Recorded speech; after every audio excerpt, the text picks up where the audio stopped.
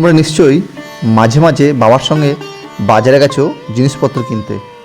তোমরা একটা জিনিস লক্ষ্য করে দেখবে যে অনেক সময় একই পরিমাণে টাকা দিয়ে আমরা ব্যাগ ভর্তি জিনিস পাই, অনেক সময় আবার সেই একই পরিমাণে টাকা দিয়ে আবার আমাদের ব্যাগ কিন্তু ভর্তি হয় না।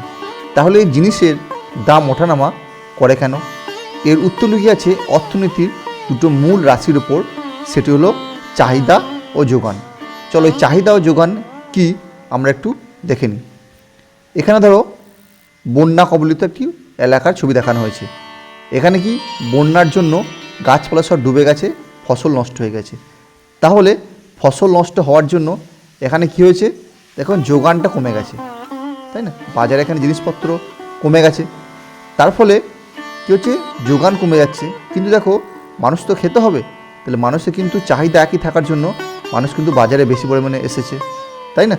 তাহলে জিনিস একই, কিন্তু এখানে ক্রেতা অনেক বেড়ে গেছে, তার ফলে কী হবে, মানুষ কিন্তু বেশি দামে জিনিসটি কিনবে, তখন সেই জিনিসের দাম কি ঊর্ধ্বমুখী হয়ে যাবে।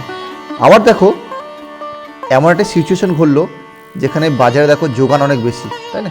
দেখো অনেক দোকানদার জিনিসপত্র নিয়ে যোগান দিয়েছে জিনিসের, কিন্তু এখানে তো ক্রেতার সংখ্যা কম।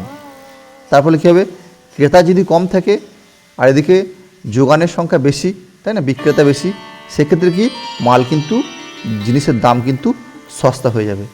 তাহলে এই জিনিসের দাম ওঠানামা করে দুটি মূল অর্থনীতি রাশির উপর, সেটি হলো সাপ্লাই অ্যান্ড ডিমান্ড। সাপ্লাই হচ্ছে অর্থাৎ যোগান, আর ডিমান্ড হচ্ছে চাহিদা। তাহলে এই চাহিদা এবং যোগান এর ভারসাম্যের উপরেই কিন্তু জিনিসপত্রের দাম নির্ভরশীল হয়।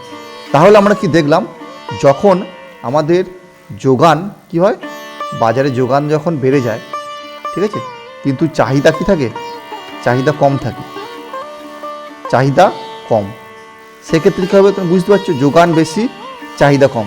এই যে ঘটনাটা এখানে ঘটেছে, এখানে দেখো যোগান বেশি আছে আর চাহিদা কি কেনার লোক কম, তাহলে অটোমেটিক্যালি এখানে কী হবে, এখানে দাম নিচের দিকে নেমে যাবে।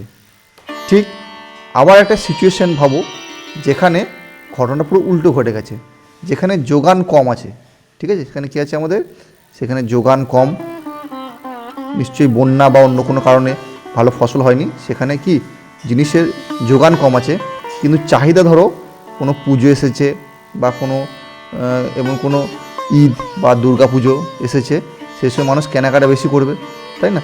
তো তখন চাহিদা বেড়ে যাচ্ছে, তাহলে চাহিদা বেশি আবার এদিকে যোগান কি কম, তখন অটোমেটিকলি কি জিনিসের দাম কিন্তু বেড়ে যাবে।